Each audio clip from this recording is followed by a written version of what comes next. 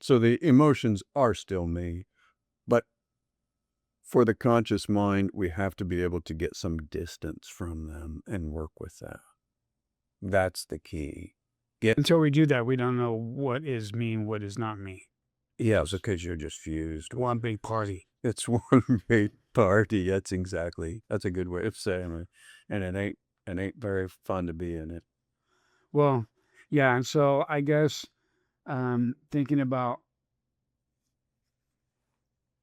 in my book, my foundation steps, the initial process of cultivating mindfulness allowed me to start having this moment of separating. Like Yeah, maybe I need to leave the party early. right. How long when you think back, how long do you think you were in that submerged phase before being able to begin to move on out of that? You tell me what you think, and I'll tell you what I saw, what I remember. Okay, and and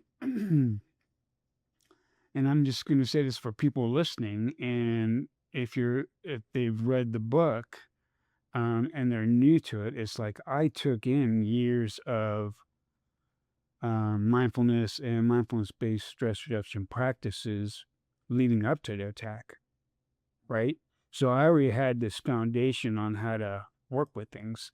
So I think, there's no timeline on anything, but I think in just viewing trauma, um, I think I worked pretty well with it.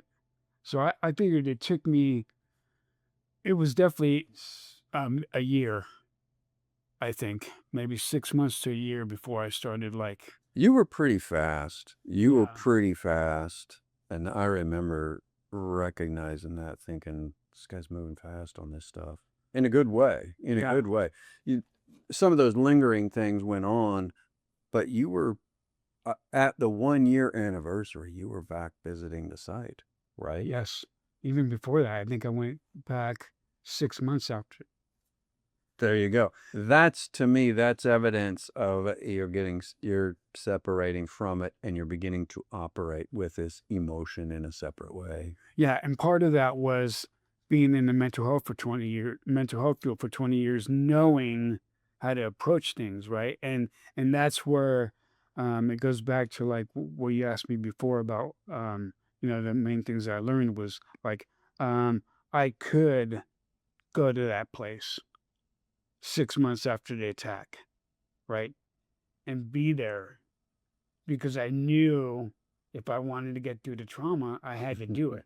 So to a point, I was like trauma sensitive myself, but at the same time, I really don't have like, we have to be, I had to be trauma sensitive myself, but at the same time, it's like, I can't keep on avoiding it. So it's like, Right. I say it's kind of like the pool, like the cold pool. You put your foot in, your toe in, you're like, oh, it's cold.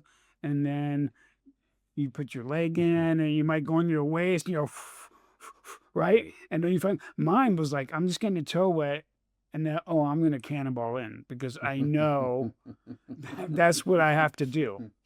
Mhm. And that was just, I think, because I had, you know, the background as a practitioner Yeah, doing that. that definitely showed because I remember being surprised at how quickly you were going back there. I was like, right on. Yeah. That was really good. Yeah. And so one of the things I did is I went back to the site and I retraced my steps. I did Yeah, a walking meditation around it so I could just sit with everything. And I took a support person. My wife was with me, okay. right? And Even though she was in the car, I had a way to process and talk about it after.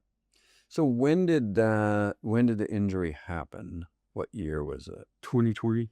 Okay.